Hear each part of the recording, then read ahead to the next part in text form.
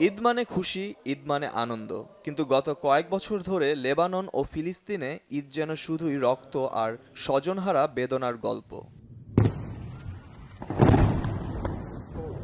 পবিত্র এই দিনটিতেও থামেনি ইসরায়েলের বর্বর আগ্রাসন। বেপরোয়া হামলা আর হত্যাযজ্ঞের জন্য মুসলিমদের অন্যতম উৎসবের এই সময়টাকেই যেন বুঝে শুনে বেছে নিয়েছে দখলদার বাহিনী। এবারের ঈদ শুরুর ২৪ ঘন্টায় লেবাননের ১৫০টির বেশি অবস্থানে একযোগে বিমান হামলা চালিয়েছে ইসরায়েলি বাহিনী, যা গত কয়েক মাসের মধ্যে বড় সামরিক অভিযান।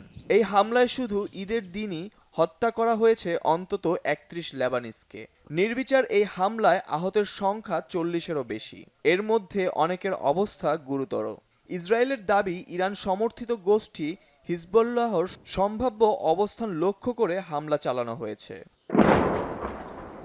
গত ১৭ এপ্রিল লেবানন ইসরায়েল যুদ্ধবিরতি শুরু হয়ে বেশ কয়েক দফায় এর মেয়াদ বাড়লেও এর কার্যকারিতা আপাতদৃষ্টিতে কাগজে কলমেই সীমাবদ্ধ। শর্ত মানা তো দূরের কথা, নিয়মিত লেবাননের রাজধানী বৈরুত সহ বিভিন্ন এলাকায় জারি আছে ইসরায়েলি বাহিনীর হামলা আর হত্যাযজ্ঞ। পাশাপাশি দখল করা হচ্ছে লেবাননের বিস্তীর্ণ ভূখণ্ড।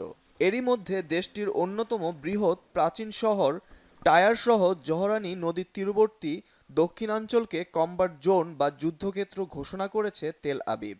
দুই দেশের সীমান্ত থেকে লেবাননের প্রায় ৪০ কিলোমিটার ভেতরে বসবাস করা বাসিন্দাদের অবিলম্বে বাসাবাড়ি ছেড়ে উত্তর দিকে সরে যাওয়ার নোটিশ দিয়েছে ইসরায়েলি বাহিনী।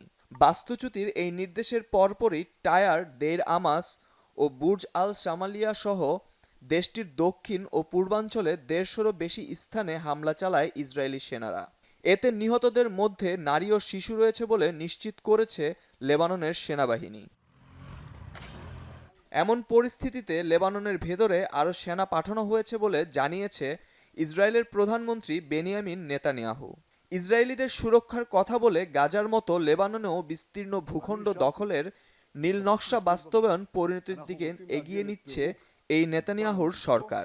ফিলিস্তিনে গণহত্যার জন্য কুখ্যাত এই প্রধানমন্ত্রীর দাবি, ইসরায়েলের উত্তরাঞ্চলের সুরক্ষার জন্য লেবাননের ভেতরে নিরাপত্তা বলয় গড়ে তুলতে এই পদক্ষেপ ছাড়া গতি নেই।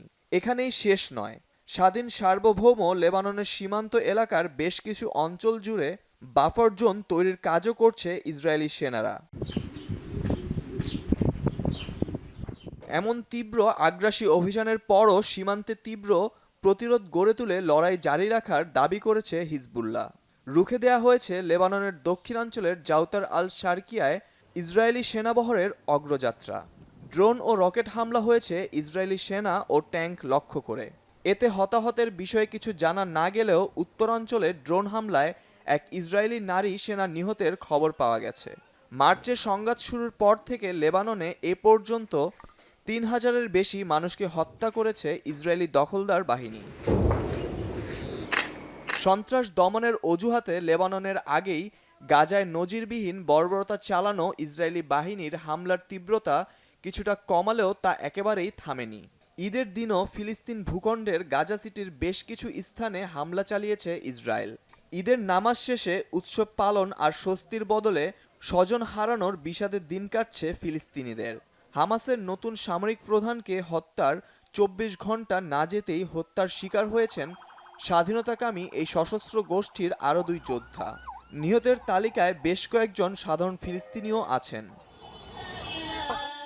গাজায় ইসরায়েলি আগ্রাসনে ভয়াবহতা এতটাই করুণ যে অনেক স্থানেই ঈদের নামাজ পড়ার মতো জায়গা ছিল না। ধসে পড়া ভবনের মাঝেই ফিলিস্তিনিরা পালন করেছেন পবিত্র ঈদের নামাজ।